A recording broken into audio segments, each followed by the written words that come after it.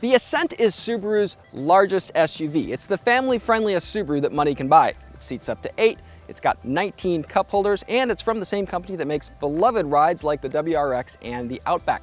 But is it the most family-friendly midsize 3-row SUV that money can buy? We aren't so sure. Now what we have here is the Onyx Edition. This is new for the 2022 model year, and it follows in the footsteps of the Onyx Edition of that Outback. Now for the Ascent, that means darkened elements for the grille and these crossbars here above the fog lights. There's also some darkened elements on some of the cross trim on the liftgate. And finally, you get these unique 20-inch alloy wheels. They're an upgrade over the 18s that are standard on the Ascent.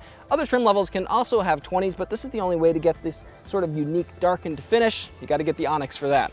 Now inside, the Onyx Edition has Star Text. This is a water-resistant upholstery here. It's a little more upscale feeling than cloth, which you can get in lower trim levels of the Ascent, but no one's really going to mistake it for leather, at least up close. You can get leather if you move up to higher trim levels of the Ascent. Now, true to Subaru's billing of this SUV, this is about as family-friendly as the brand gets. You got a second and third row. Second row has 2 or 3 seats, depending if you get a bench or captain's chairs. Third row has 3 seats, so the whole thing seats 7 or 8, depending what configuration you get. We have 2 USB ports up here. There's 2 more behind the front console. You can get an additional 2, not in our test car here, but that's a total of 6. Pretty good there. And check this out, each row has at least 5 cup holders, so you're gonna wanna schedule in plenty of bathroom breaks on that road trip you're going on.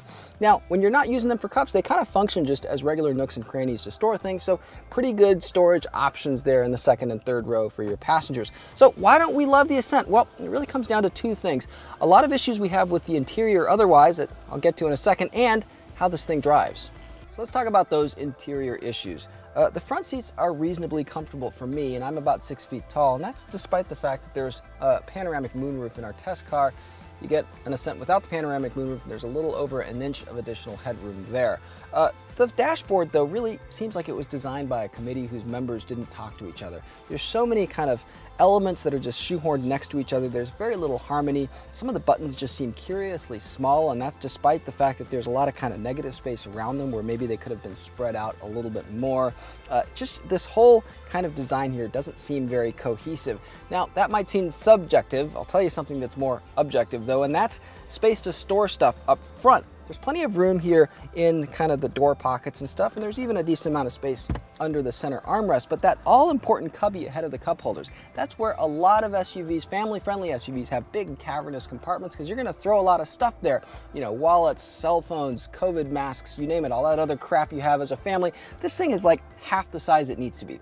Come on, Subaru, we haven't decluttered enough. The second row feels modestly sized. The seats are a little bit lower to the ground than you get in some other competitive midsize 3-row SUVs, and that means adults' knees might be a little more uncomfortably elevated here than they would be elsewhere. It gets even worse in the third row, which actually has decent seating height as third rows go, but kind of robs you of headroom, and so adults back there really aren't going to be comfortable if they have any torso height at all. If the second row is only maybe for medium-sized adults and short of the third row, definitely kids only. Now you might think this is par for the course for mid-sized 3-row SUVs, but you can do a lot better than this. Rivals like the Volkswagen Atlas, the Chevy Traverse, the Hyundai Palisade, the Kia Telluride, all of those have notably more room in the second and third rows. Now, those 4 plus the Ascent were among 7 SUVs we tested head-to-head in a 3-row SUV challenge a couple years back, and in both the second and third row scoring categories, the Ascent ranked in the bottom 2 or 3 placements each time. Similar situation here for cargo room. In terms of our as-tested cargo numbers versus some rivals we've tested more recently, the Ascent comes up fine actually in terms of space behind the third row, but once you fold those third row seats down, behind the second row there's relatively less space versus the competition. Take the Atlas for example. We found 30% more space as tested by our numbers behind the second row versus the Ascent, 40% more space behind the third row.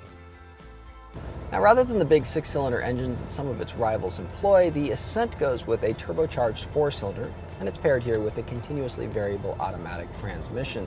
The two make for kind of a relaxed pairing overall.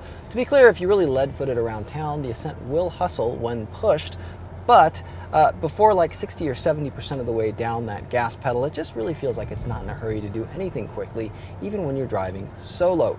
You get on the gas while you're already in motion, and the transmission does have kind of a fake kickdown mechanism that's fairly convincing, but again, that requires kind of being more aggressive with how you're driving it. Anything less than that, and it just doesn't really feel like it's all that urgent. Now, suspension tuning is suitably soft, though the Ascent can feel a little boat-like at times. There is some notable body movement over rapid elevation changes, but I'll take this overall versus a lot of overly firm riding competitors. It's clear that Subaru decided that, families never really wanted a sporty SUV in the first place, and I really agree with that. And the Ascent gets by without feeling too slow-witted. Steering is reasonably assisted and quick enough ratios you get into the corner, and body roll is moderate, not excessive. Now, I wouldn't call the Ascent fun to drive. For that, you really want something like the new Ford Explorer, but it certainly doesn't embarrass itself.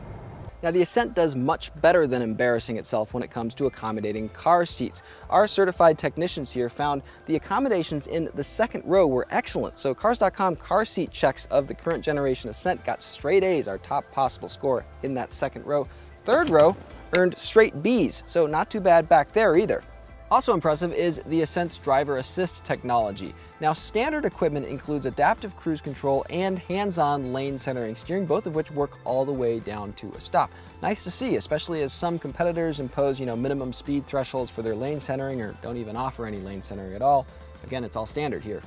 So the Ascent certainly has a few things going for it, but ultimately this is the same generation of SUV that placed in the bottom half of that comparison we did back in 2019. A few model years later, not enough has changed about the Ascent.